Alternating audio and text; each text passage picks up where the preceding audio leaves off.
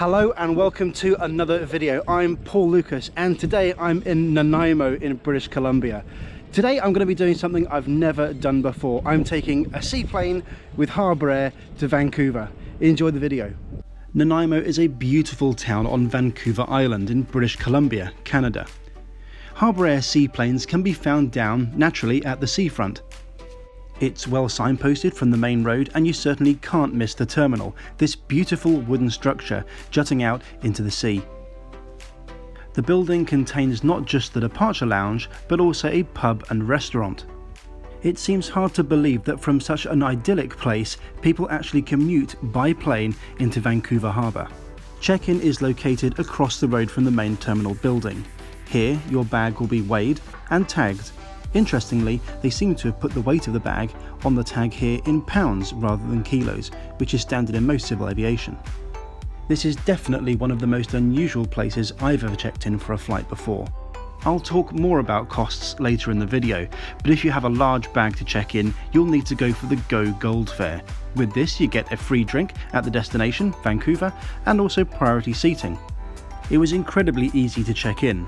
There's no security checkpoint, so all you have to do is head on over to the departure lounge, which is located in the main terminal building.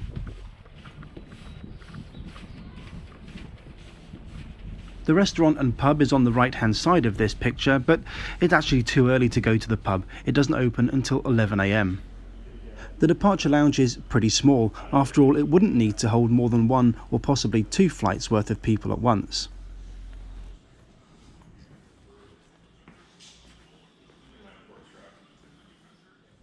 Regardless of fare, everyone has access to the departure lounge. There are free local newspapers, tea, coffee and filtered water. It's a higher standard of service than most mainstream airlines.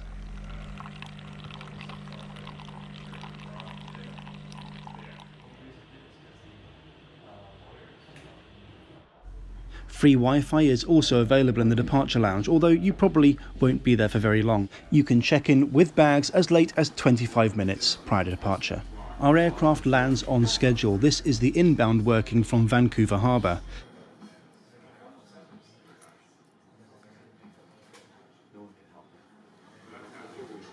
The company also serves Vancouver Airport's seaplane facility from here, and an inbound flight can be spotted arriving just now.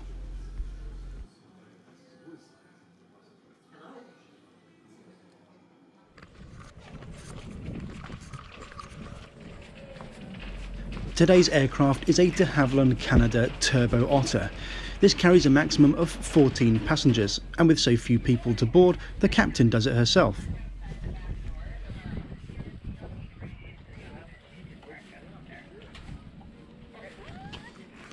I think everybody's doing it right. Oh, thank you. Yeah. If you have a reserved seat, looking for a card. If not, any other seat without a card is fair. Thank you.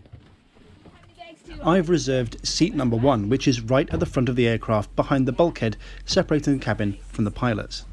If the flight is only being operated by a single pilot, you can actually request to sit in the co-pilot's seat. However, there are 2 pilots on this flight, and so that's not an option.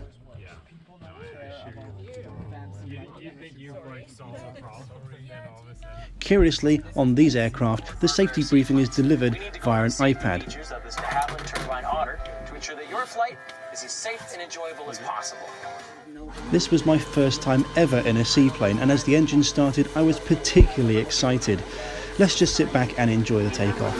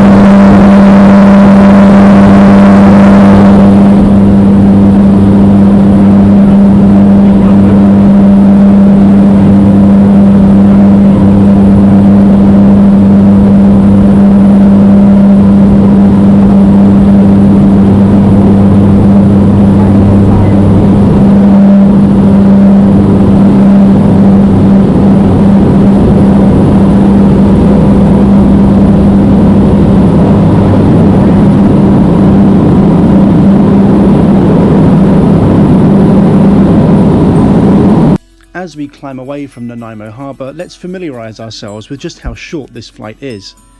The harbour to Vancouver is just 39 miles.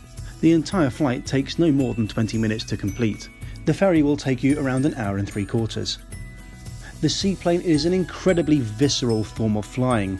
Just a few thousand feet above the water, the entire flight is conducted within sight of the ground.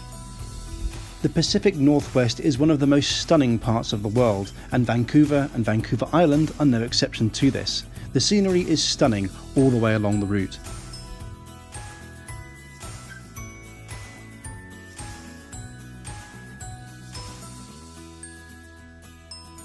Leaving Nanaimo Harbour, we come across Snake Island. This is a popular diving spot as well as being a nature reserve and seal breeding spot.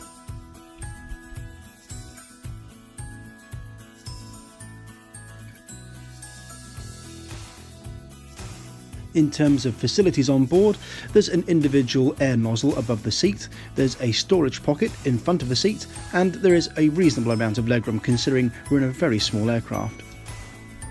The seat pocket also contains a local business magazine, which is testament to the fact that this flight does appear to be used mostly by commuters. Harbour Air even have a full-page advertisement in this magazine. There's also a large Harbour Air route map in the seat pocket, and that lists everywhere the company flies to. As well as the routes that you can see here, Harbour Air also operates sightseeing flights. You can find all of their sightseeing and tour flights on their website, which I will link to in the description below.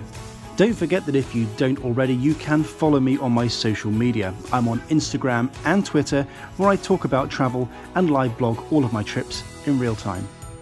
Something which I didn't realise until much later on in the flight is that the side windows are actually bubbles. This means that you can actually peek your head around the outside of the aircraft and get a very good view forward or backwards.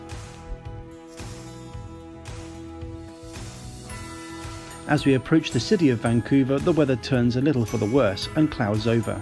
There's a lot of sea and air traffic around. Here's the ferry which goes to Vancouver, and here's another flight on its way to Nanaimo from Vancouver Harbour.